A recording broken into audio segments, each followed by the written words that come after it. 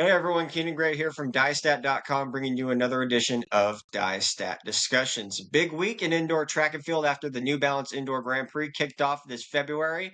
The 117th Millrose Games this Saturday from New York City at the Armory, and one of the athletes, trying to make an attempt as many for a world record effort. Brandon Miller from the Brooks Beast, he joins us here and trying to see if he can knock down Donavan Brazier's 600-meter world record, which just doing my little background check. You were second all time on the list, and you were really close to Yeah. running what Donovan ran last year. We can talk about that a little bit, but really appreciate your time. Brandon, what's life been like for you? I know 2024, was like it was a magical season. I think that's the best way to put it. So many great Yeah. highlights from there. Just tell me how, from your perspective, what it was like.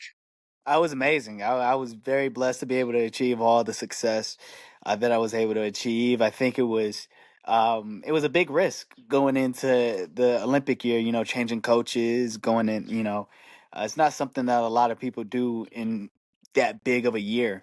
But it ended up working out, I think it was I've never really told anybody kind of like the story of how I came to Brooks and stuff like that. But I just felt like it was the place for me, and ended up working out. So it was great. Would you like to tell that story if you want to? Yeah, yeah. So obviously, like, we got into contact with Garrett, and I was, it was right after 2023 USA's. Um, I was at home, and I was really just like trying to contemplate like where I wanted to be. Did I, want to go out back out to LA? Did I want to go up to Seattle? Like where, was my career going to take me? Um, and I remember being in church one evening, and the pastor was preaching. He was preaching, and when you got a big decision coming up, a lot of the times you like, Lord, give me a sign, please give me a sign. Um, and the pastor was preaching, and he was like saying something, something, something. He was like, imagine if you was like in Seattle. And I was like, me and my mom looked at each other. Our jaws were like, they dropped. And he was like, I don't know why I said Seattle. I've never even been to Seattle, but Seattle.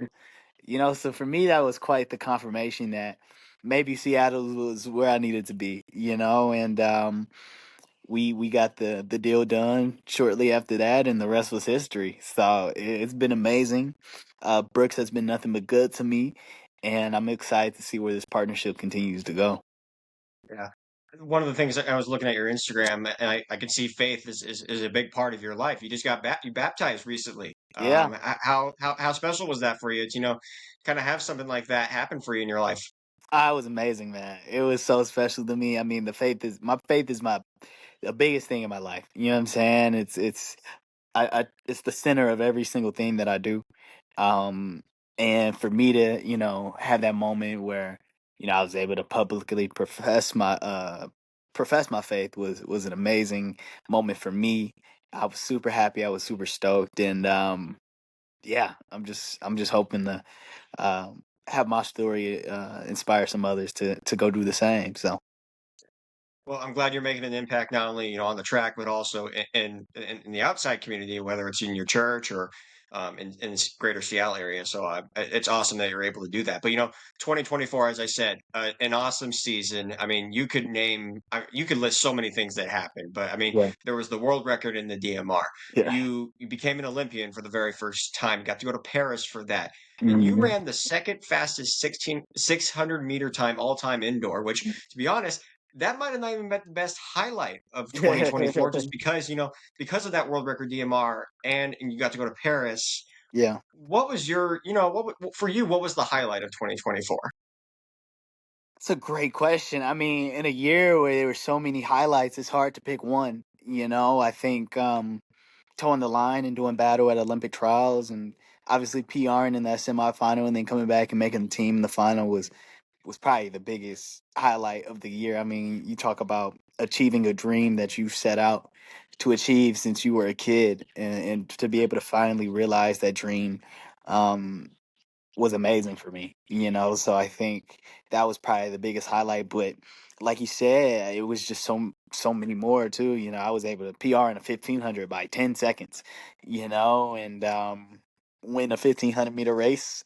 I was able to do a turkey trot in PR in that last November, and like you said, the 600 was amazing, and I don't know, it's just a lot that kind of went into last year, and um, that makes me really grateful for the season that I was able to have last year. So Yeah.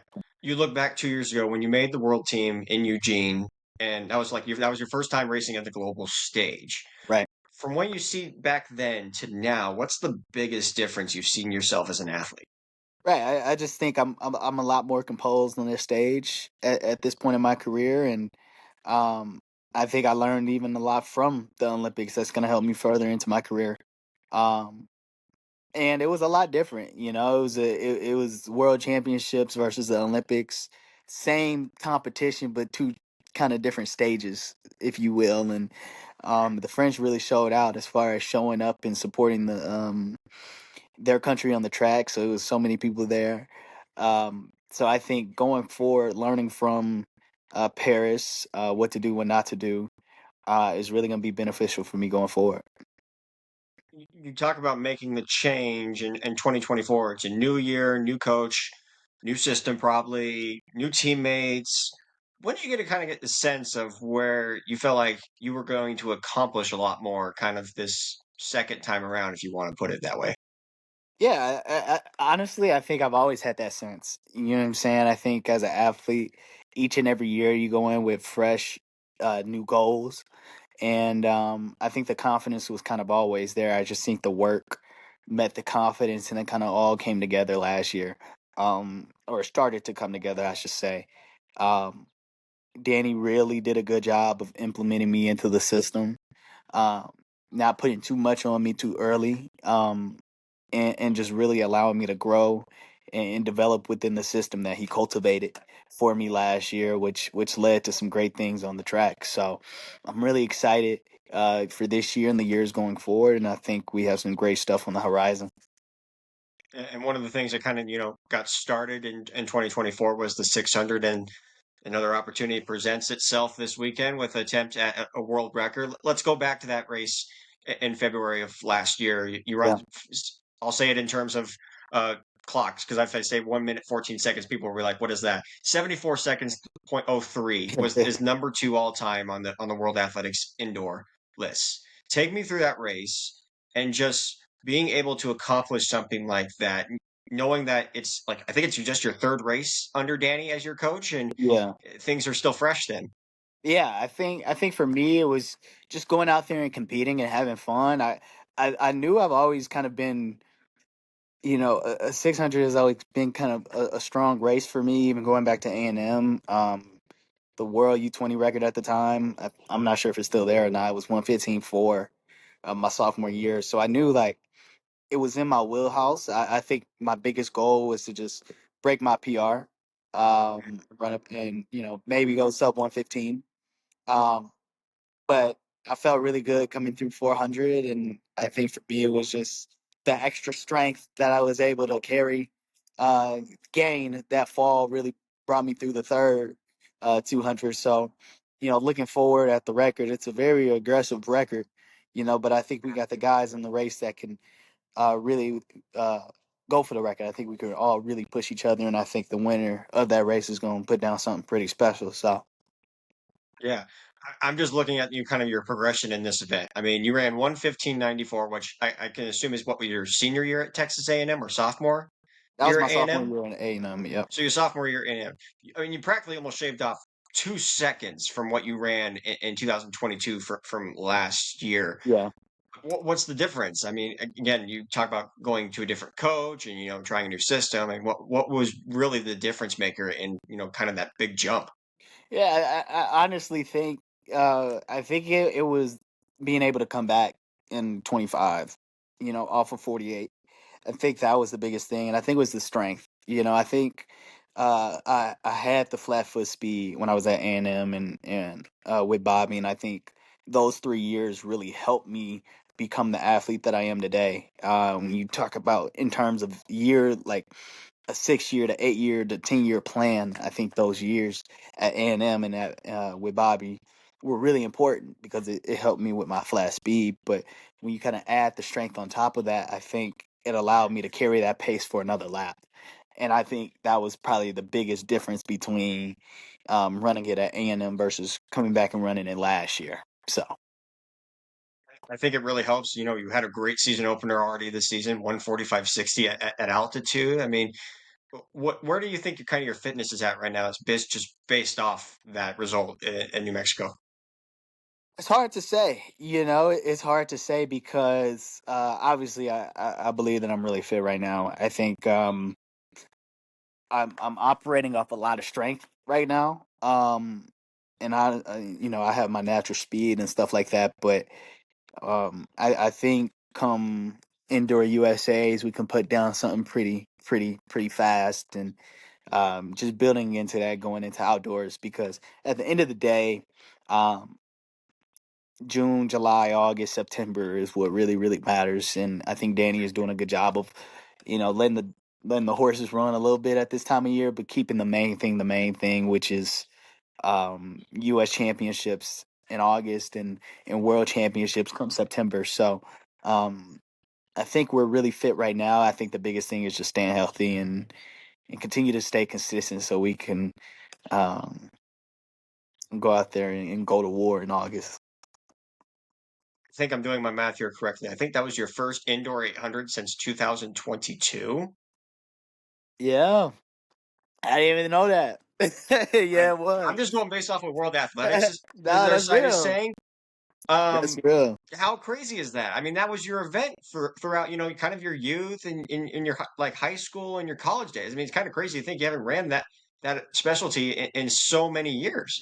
Yeah, I think I didn't run indoors when I was in LA, and then last year I was gonna come out and run, but I picked up Mm. an injury right before indoor USA. So I guess yeah, it's been 2 years since I ran the indoor eight. It felt great, felt amazing to kind of get back to the 800 indoors. But yeah, that's wild. I did not I did not realize that.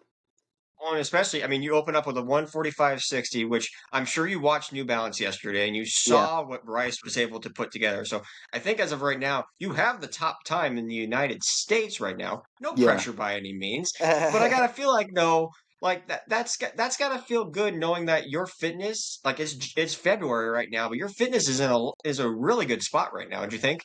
I think it is in a really good spot, and I think for me it's continue to maintain because again all the real dogs come out and play outdoors. You know what I'm saying? The real dogs come and eat outdoors. So for me it's knowing that um and and internalizing that, it's confidence, but at the end of the day, I got to be ready to run 141, 142 come August, and I'm going to be ready to run that. So I think for me, um, seeing Bryce run yesterday, he looked real smooth. I mean, obviously, you see what Josh Hoey's doing right now. I got my teammates over here with me working super hard. We got Jawid over there training with Marco. I mean, it's just Sumner's on his way back. It's just a whole bunch of people, and for me, it's okay. What can I do um, from right now to then to continue to progress and continue to get more and more fit, so that I'll be able to go to war when it's really time. So What are your thoughts kind of just on US middle distance running and just, I mean, like you said, you had to PR right, twice, or well, not twice, I should say, but you PR'd in the semifinals and still ran a sub 144 effort to make the Olympic team. yeah. I think it's growing. I think it's growing worldwide too. And I think um, when Yoni came out there and ran 141 at the Kenyan trials, everybody said, "Yeah, I can do that as well." If he did, it, I can do it too. And I think that's one of the reasons you started seeing um, multiple people come back and run really fast. And for me, when you go and run 143 and you're like, man, a year ago this was super competitive. Now folks are running Yeah. 141, and now it's like, okay, I gotta raise my game. I gotta raise to the level of my competition. And so for me, it's just been about continuing to stay consistent, continue to take care of the little things I need to take care of so I can be there. and compete with those guys. For sure. I mean, you got a familiar guy you're facing off against this week in the 600 and Isaiah Jewett. You guys have clashed with each other when he was at USC. You were at A&M. What do you remember about those races against each other? I can imagine it was a dogfight every time. It was, man, and I think it was funny because we almost knocked each other out of the NCAA prelim my freshman year, his senior year, because we were so focused on each other in the prelim because they put us in the same heat that he was the eighth person in, I was the ninth person in, and then we came back and battled it out in the NCAA final. But I mean, I love Jewett. He's a great dude, and I think it's going to be a really good race, not only between me and him, but between Quincy as well. I mean, you saw what Quincy was able to do this past week at New Balance, and that kid is a dog. So for me, I'm not overlooking any of my opponents. At the end of the day, uh, if they're on the line, then you know anybody can win that race. And I'm just ready to go to war, ready to battle out with those guys, and may the best man win. I'm curious, as an 800 guy and also a 400 guy as well, what's Yeah. kind of with the approach with a 600? Because it's kind of like it's a happy medium. You got, like you said, you kind of went out 48 seconds for that 400 last year, closed in 25, without kind of really giving any way, strategy whatsoever. How do you approach it, or how does like Danny kind of like tell you to go into a 600 race? I'm not really sure. I think every 600 race is different. Obviously, it's a pretty short race if you really think about it, and so many, but it's not short enough to where moves don't happen and people don't um make surges here or there. So I think it's about um going in with an idea of what you kind of want to do, and I think me and Danny are going to get together and talk about it. Obviously, before the race, we haven't yet, but also being able to think, while you're within the race, allowing your instincts to take over, and knowing that. Well, I'm so sorry, playing. But knowing that, Butterfly. knowing that anything can happen and being ready for anything, um, because at the end of the day, it's a race and it can be unpredictable. So, Mhm. So the time is 73:77 by Brazier. That was done in 2019 in at Staten Island, so almost 5 years since it happened in New York, for sure. yes, no, 6 years, I should say, 6 years since it happened in New York. Have you watched that race? Have you studied that race? What's something you've done with kind of regarding what Brazier did? Yeah, yeah. Obviously, like I've watched that race plenty of times. I haven't been able to watch it here recently just because it's not on YouTube anymore. So but good thing there's a race that he also ran when he ran 1:13.9. Hmm. So I've definitely been able to study those races and also try to study the tendencies of my opponents as well. The guys that are going to line up uh, against me. So uh, I think I'm well prepared to go out there and do something special. But like I said before, anything can happen. I think whoever wins that race is going to put down something special just because of the guys that are in the race. And I'm excited. I'm excited. Well, you know what Isaiah is about as a competitor. I mean, I think this is the first time you're going to be racing Quincy Yeah. in a race. What Yeah. have I mean, everyone's amazed by what he's done as a 17-year-old. There's Yeah. no shock in that. But like, what's surprised you the most as a competitor, as a person? Maybe you guys interacted at Paris a little bit. Maybe Yeah. you guys didn't. But I'm curious what your take on, racing against this very talented high school athlete. I mean, I mean, the kid is phenomenal. You know what I'm saying? And he's so just humble and so down to earth. I was able to interact with him a little bit when we visited the White House, and um, I just think there's just so many big things coming his way. If I mean, obviously, all that he's achieved up to this point.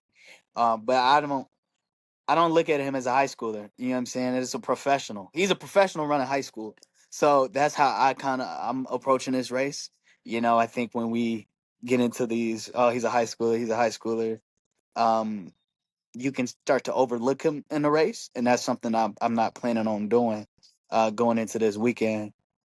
He's earned everything that he has. You know what I'm saying? So for me, it's study him just like I study Jewett just like I study anybody that I race against. So for me, I'm very excited to line up against him. He's an amazing dude, man, and he's not next. He's now. You know what I'm saying? So that's how I'm treating it. You know, and I'm excited. I'm excited to go against him. Does he kind of remind you a little bit about yourself, just based on what he's been able to accomplish as such a young kid?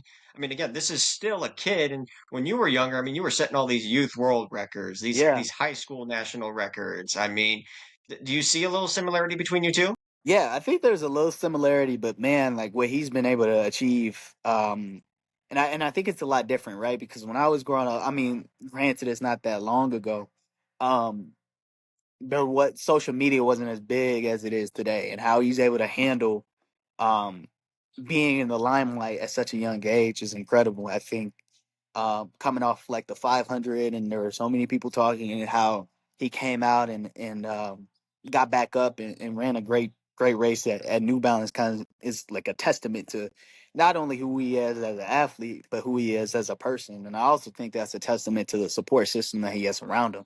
You know, his parents, his coaches, just his circle. You know, and I think he's set up to do some great things because he has really good guidance from really good people. From the outside looking in, you know. So I really admire that about him and his circle. And again, I'm very excited to see what he's able to achieve this year and in the years to come. So I'm curious because in this race, there's only three guys. I mean, it's mano. I mean, it's probably the smallest race that you've been a part of, maybe, I don't know, in a couple of years, maybe since your collegiate days when yeah, you ran the Open 400 indoors. I yeah. mean, in some sense, I mean, do you like that there's less guys? Do you want more people in the field? Like, where's the advantage and disadvantage with that? I really like. I think the great part about it is with three people, um, it can tend not to get congested. Like it can be a Mhm, little bit more open, but at the same time, you got three guys who are going to be dueling that out. So, I mean, mhm. I don't really think it matters as far as how many people are in the race. I think you just put on your spikes and you get ready to run, you know. And whether there's three people in the race or 20 people in the race, you got to execute your plan, how you and your coach come up, you know, and decide how you're going to execute it. And you gotta work that plan. So that's kind of what I'm focused on doing. And I'm like I said, I'm excited to get out there.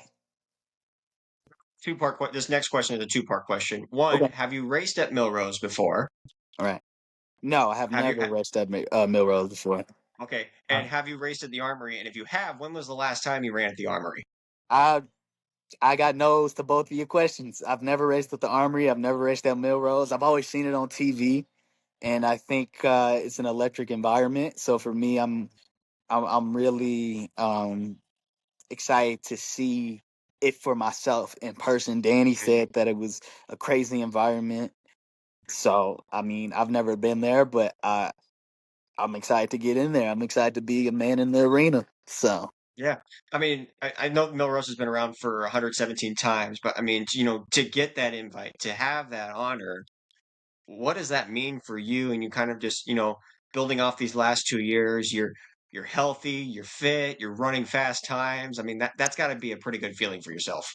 oh, it's amazing. I mean, when you talk about just like taking the next steps, right? These are the races that as a competitor you long to be in, as a competitor you want to go against the best of the best, and I think a part of me wishes that Donovan was running in the 600, back in, I could go back to 2018, 2019 when he ran the 6 and test myself against him in that era as well. So I think for me I'm relishing it. I'm taking it in because at the end of the day it's a minute and 13 seconds, so Hmm. it's really a short period of time that you really have to be focused and ready, and you got to be ready to execute, and these are the moments that you kind of look back on when your career is done and you're raising your kids and your grandkids, and these are the moments you tell them about.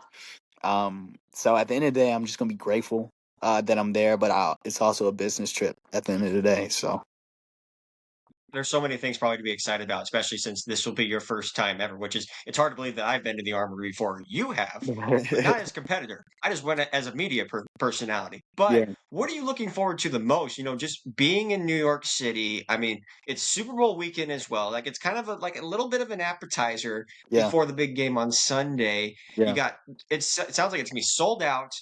Everybody's going to be tuning in. I mean, especially with how high the sport is right now. What are you looking forward to the most? Whether it's the race itself, just the atmosphere, or just everything together.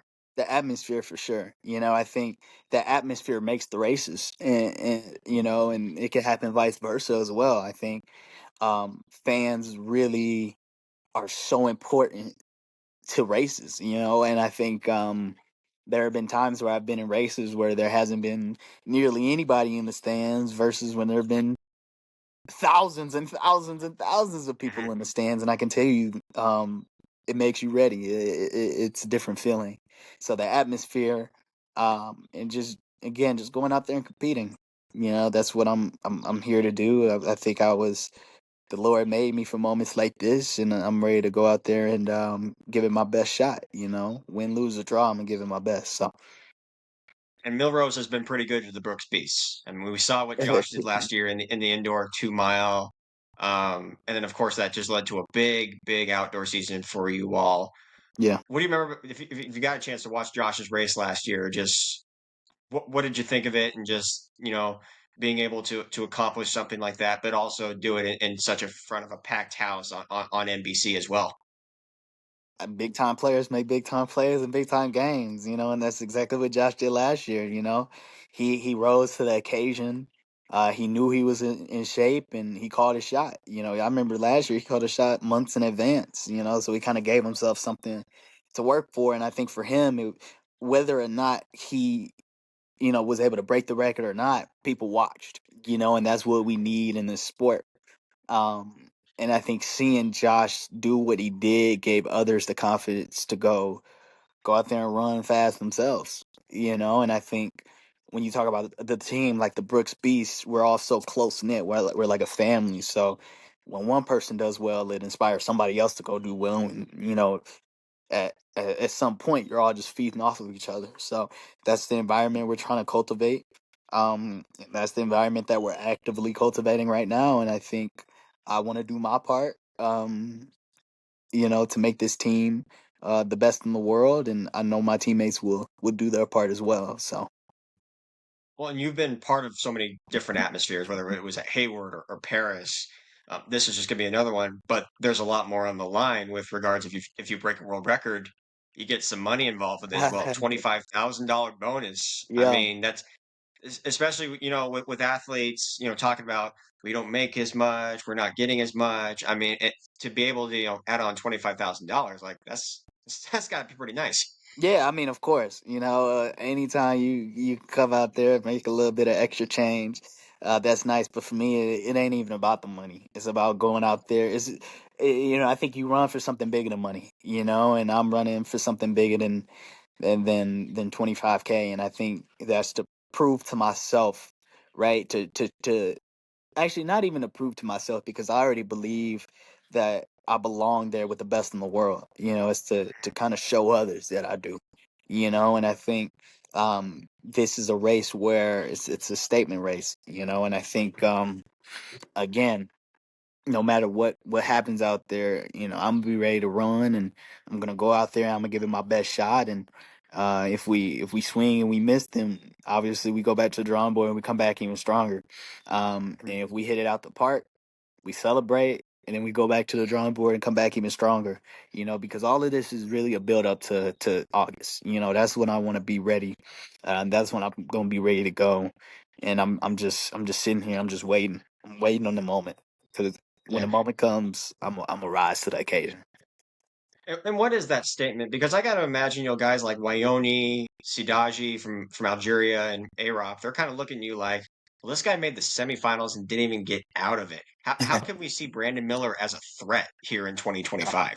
yeah. I think any athlete has to operate in this delusion right before it becomes a reality. I think when you look back in 2021, Marco didn't make it out the semis at the Olympics, and then 2 years later at Budapest, he's world champion, so as an athlete, you have to have this confidence and this drive and this tenacity that you belong there. We look at Bryce last year, and it was always about okay, the Americans, but he brought it upon himself to go out there and get the job done, and I think he willed himself to that 141.